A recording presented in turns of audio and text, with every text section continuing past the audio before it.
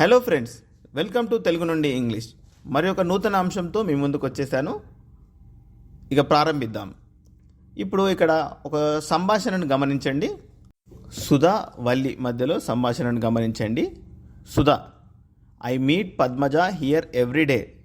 I miss her today. దీనికి తెలుగులో ఏమని చెప్తామో చూడండి. రోజు ఇక్కడ పద్మజను కలుస్తాను, ఈరోజు కనిపించలేదు.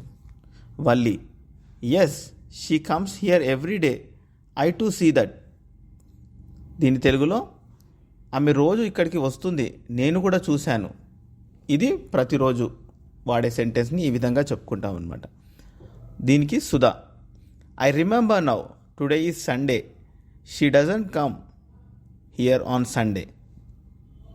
దీనికి తెలుగులో: నాకు గుర్తొస్తుంది, ఈరోజు ఆదివారం, ఆమె ఆదివారాలు ఇక్కడికి రాదు.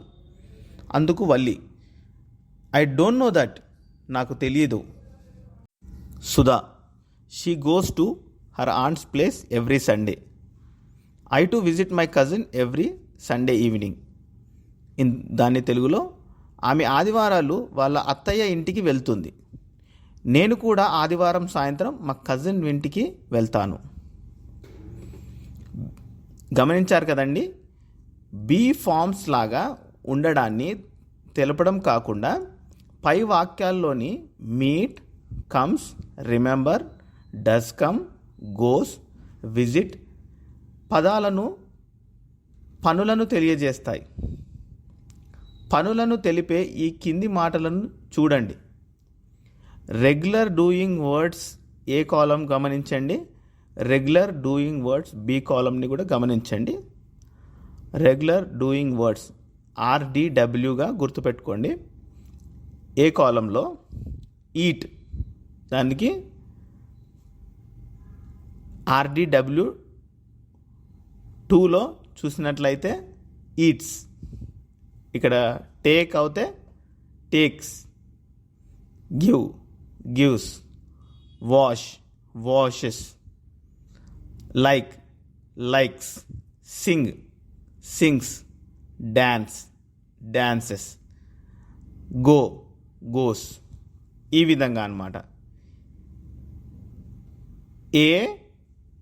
ఏ కాలంలో ఉన్న కింది మాటలను RDW అనగా రెగ్యులర్ డూయింగ్ వర్డ్స్ 1గా గుర్తుపెట్టుకోండి. బి కింది మాటలను రెగ్యులర్ డూయింగ్ వర్డ్స్ 2 అంటాం. రెగ్యులర్ డూయింగ్ వర్డ్స్కు ఎస్ కానీ ఈఎస్ కానీ చేరిస్తే రెగ్యులర్ డూయింగ్ వర్డ్స్ 2 వస్తాయి. ఏ కింది మాటలను ఐ, వి, యు అండ్ దేతో వాడతాం. బి కింది మాటలను హీ, షీ, ఇట్తో వాడతాం. ఉదాహరణకు చూసినట్లయితే I like milk, we like milk, my parents like milk, they like milk. ఈ విధంగా చెప్పొచ్చు. మరికొన్ని ఉదాహరణలకు చూసినట్లయితే he likes milk, my mother లేదా she likes milk, the cat లేదా it likes milk. He, she, ఇట్లతో లైక్స్ అని వస్తుందన్నమాట.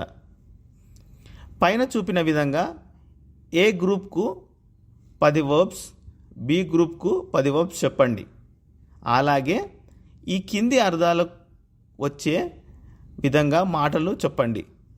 రాయడం, అనడం, నడవడం, పరిగెత్తడం, వండడం, ప్రేమించడం, నిద్రించడం, వృధా చేయడం, ఉపయోగించడం, గుర్తుంచుకోవడం, మర్చిపోవడం. ఇంకా మీరు ఎన్ని పనులు మాటల్లో చెప్పగలిగితే అన్నింటితో ప్రాక్టీస్ చేయండి. ఇందాక తెలుగులో చెప్పిన పదాలకు ఇప్పుడు ఇంగ్లీష్లో ఏ విధంగా అంటాము, గ్రూప్ ఏ వాటితో గ్రూప్ బి వాటితో చూద్దాం. గ్రూప్ ఏ అయితే ఐ, వి, యు, దే, ఈ విధంగా అన్నమాట. వీటికి ఇందాక చెప్పిన తెలుగు పదాలను జోడిస్తే I right, I play, I walk, I run, I cook, I love, I sleep, I waste, I use, I remember, I forget. ఈ విధంగా అన్నమాట. మిగతా వాటికి కూడా ఈ విధంగా చెప్పుకోవచ్చు. అదేవిధంగా హీ, షీ, ఇట్ వీటితో చూసినట్లయితే హీతో చూద్దాము. He writes, he plays, he walks, he runs, he cooks, he loves, he sleeps, he wastes, he uses, he remembers, he forgets. ఈ విధంగా అన్నమాట. అదేవిధంగా సెంటెన్స్ రూపంలో వీటిని పరిశీలించండి. Pens right, a pen rights. ఈ విధంగా. Wrist watches show the time, A wrist watch shows the time. Doctors treat patients, A doctor treats patients.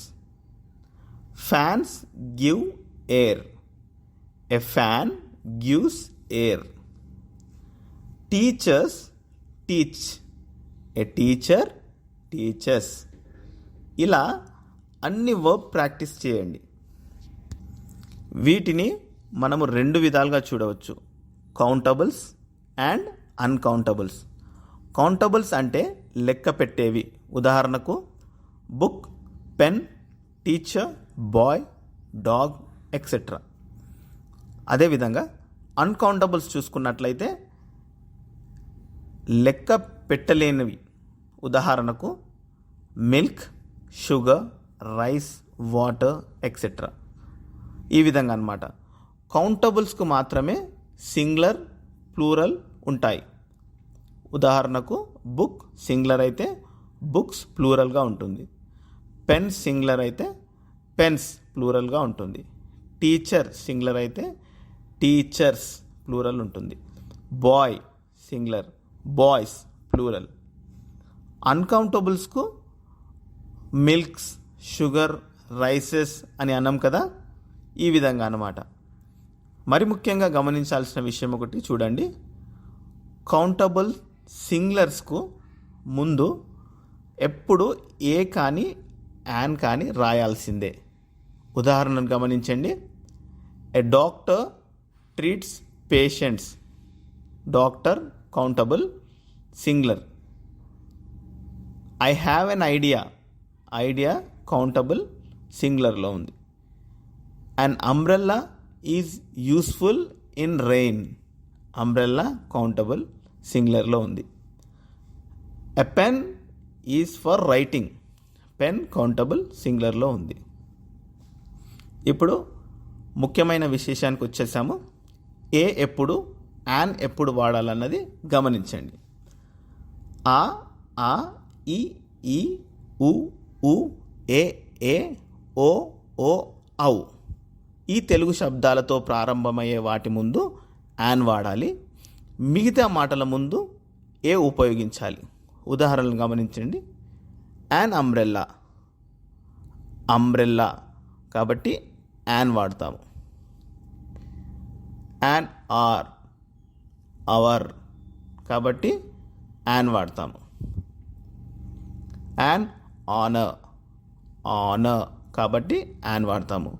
An idea, idea కాబట్టి యాన్ వాడతాము. యాన్ ఆల్, ఆల్ కాబట్టి an వాడతాము. An egg, ఏతో ప్రారంభమవుతుంది కాబట్టి an వాడతాము. ఈ సూత్రం పాటిస్తే ఏ యాన్ విషయంలో కన్ఫ్యూజన్ ఉండదు. మిగతా శబ్దాల ముందు ఏ వాడండి. కౌంటబుల్ సింగులర్ అయితే మాత్రం ఎక్కడ వచ్చినా దాని ముందు ఏ కానీ యాన్ కానీ ఉండాల్సిందే. మరి ఒక ఉదాహరణ గమనించండి. మదర్ లవ్స్ హర్ చైల్డ్, ఇది రాంగ్. ఏ మదర్ లవ్స్ హర్ చైల్డ్ అన్నది కరెక్ట్. అన్కౌంటబుల్ ముందు ఏ కానీ యాన్ కానీ ఎప్పుడూ రాదు, ఇది గమనించండి. మరి ఒకసారి ఫస్ట్ ఆర్డీడబ్ల్యూ, సెకండ్ ఆర్డీడబ్ల్యూని గమనించండి. ఫస్ట్ ఆర్డీడబ్ల్యూ అంటే first regular doing word come, go, walk. Second RDW అయితే comes, goes, walks. I, we, you, they అయితే first RDW, he, she, it అయితే సెకండ్ ఆర్డీడబ్ల్యూ వర్డ్స్ వాడాలి. ఈ రెండు రెగ్యులర్ డూయింగ్ వర్డ్స్ క్రమం తప్పకుండా నిత్యం జరిగే పనులకు వాడతాం. అంటే రెగ్యులర్ యాక్షన్స్కు, ఎప్పుడు జరిగే పనులకు కూడా వీటినే వాడతారు. వీటికి మరికొన్ని ఉదాహరణలు గమనించండి. నేను రోజు 6ంటికి నిద్రలేస్తాను. ఇది రెగ్యులర్ యాక్షన్ కాబట్టి I get up at 6 AM. ఇక్కడ ఎవ్రీడే అని చెప్పినా చెప్పకపోయినా ఒకటే. గెట్ అనే ఫస్ట్ ఆర్డీడబ్ల్యూలోని రెగ్యులర్ అనేది అర్థమవుతుంది. మరొక ఉదాహరణ చూడండి.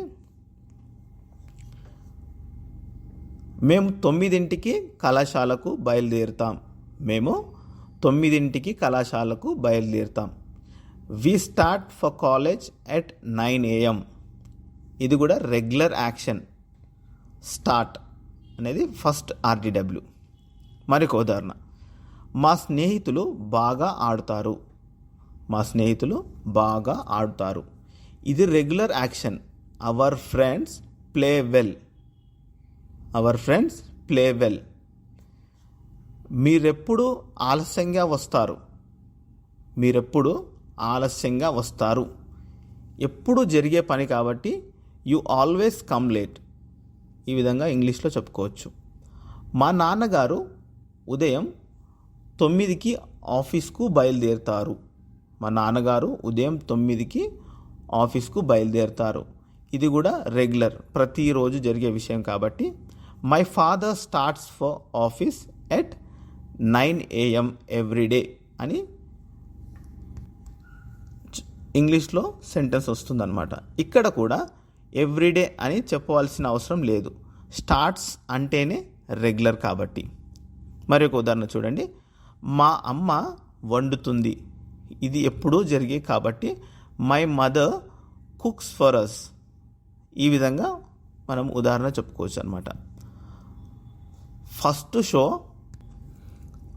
6:15కు ప్రారంభం అవుతుంది. ఫస్ట్ షో రోజు 6:15కే ఆరంభమవుతుంది కాబట్టి రోజు చెప్పుకునే పదం కాబట్టి ఇంగ్లీష్లో ఫస్ట్ షో స్టార్ట్స్ ఎట్ 6:15 PMగా చెప్పుకోవచ్చు అనమాట. ఇప్పుడు ఈ కింది రెగ్యులర్ యాక్షన్స్ సెంటెన్స్లకు ఇంగ్లీష్లో చెప్పండి. ఆమెకు ఈ డ్రెస్ చాలా ఇష్టం. నేను రోజు సాక్షి చదువుతాను. మా తరగతులు ఉదయం 10 గంటలకు ప్రారంభం అవుతాయి. మా అమ్మ టీవీ సీరియల్స్ చూస్తుంది. మా నాన్నగారు రోజు 6ంటికి ఇంటికి తిరిగి వస్తారు. ప్రతిరోజు ఉదయం గంట సేపు చదువుతాను. మా అమ్మ కాఫీ తాగుతుంది. ఈ యొక్క పదాలకు ఇంగ్లీష్లో ఏ విధంగా చెప్పుకోవాలి అన్నది చూడండి.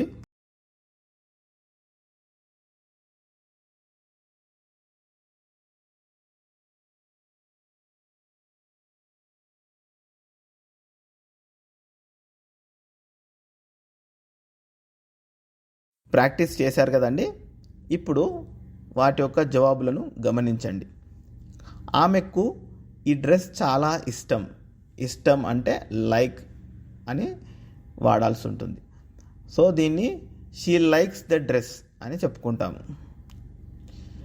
నేను రోజు సాక్షి చదువుతాను.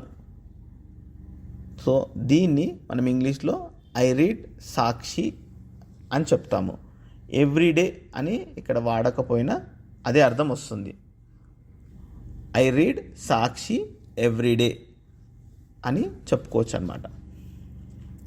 మా తరగతులు ఉదయం 10 గంటలకు ప్రారంభమవుతాయి. దీన్ని మనం ఇంగ్లీష్లో our classes start at 10 AM. Our classes start at 10 a.m. అని చెప్పుకుంటాం. మా అమ్మ టీవీ సీరియల్స్ చూస్తుంది అనడాన్ని వాచ్ అని వాడాలి. సో దీన్ని సెంటెన్స్లో చూసినట్లయితే my mother watches TV serials, my mother watches TV సీరియల్స్గా చెప్పుకోవచ్చు. మా నాన్నగారు రోజు 6ంటికి ఇంటికి తిరిగి వస్తారు. మా నాన్నగారు రోజు 6ంటికి ఇంటికి తిరిగి వస్తారు. సో దీన్ని ఇంగ్లీష్లో చూసినట్లయితే my father comes back home at 6 a.m. ప్రతిరోజు ఉదయం గంట సేపు చదువుతాను అనడాన్ని I study for an hour every morning అని చెప్పుకుంటాం అన్నమాట. మా అమ్మ కాఫీ తాగుతుంది. ఇది ప్రతిరోజు అలవాటు, రెగ్యులర్గా చేసేది కాబట్టి మై మదర్ టేక్స్ కాఫీ అని చెప్పుకుంటాము. ఇక్కడ కూడా ఎవ్రీడే అని చెప్పకపోయినా రెగ్యులర్ కాబట్టి అదే అర్థం వస్తుంది. ఇప్పుడు ఈ చివరిలో చెప్పబో ఈ ప్రశ్నను గమనించండి. ఆక్స్ఫర్డ్ అడ్వాన్స్డ్ డిక్షనరీ వర్డ్ పక్కన ఇస్తున్న ప్రొనౌన్సియేషన్లో లెటర్స్ కొన్ని అడ్డంగా కొన్ని తలకిందులుగా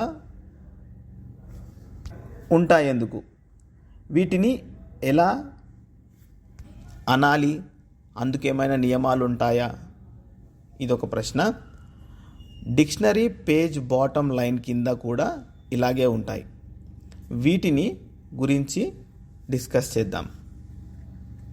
చూడండి, ఇంగ్లీష్లోని అక్షరాలు ఆల్ఫబెట్స్ అంటాం కదా, ఇంగ్లీష్ ఉచ్చారణలో వచ్చే శబ్దాలన్నింటికి సరిపోవు. అందువల్లే ప్రొనౌన్సియేషన్లో అంత కన్ఫ్యూజన్ ఉంటుంది. ఉన్న అక్షరాలు అన్ని శబ్దాలను సూచించడానికి సరిపోవు కాబట్టి తలకిందులుగా అడ్డంగా ఉన్న అక్షరాలను కొన్ని శబ్దాల కోసం వాడతారు. అలా ఉండే అక్షరాలు కొన్ని శబ్దాలకు గుర్తులు. ఉదాహరణ గమనించండి. వి అనే ఒక పదాన్ని మనము వెరీలోని వే శబ్దానికి వాడతారు. తలకిందులుగా ఉన్న వి అయితే ఆ అనే శబ్దానికి వాడతారు. ఉదాహరణకు బట్, షట్, కట్ లాంటి మాటల్లో వచ్చే ఆ శబ్దానికి వాడతారు. బట్ దీని ప్రొనౌన్సియేషన్ డిక్షనరీలో ఇలా ఉంటుంది. బి రివర్స్గా రాయబడ్డ వి టీగా ఉంటుంది. కట్లో కూడా అదే విధంగా ఉంటుంది.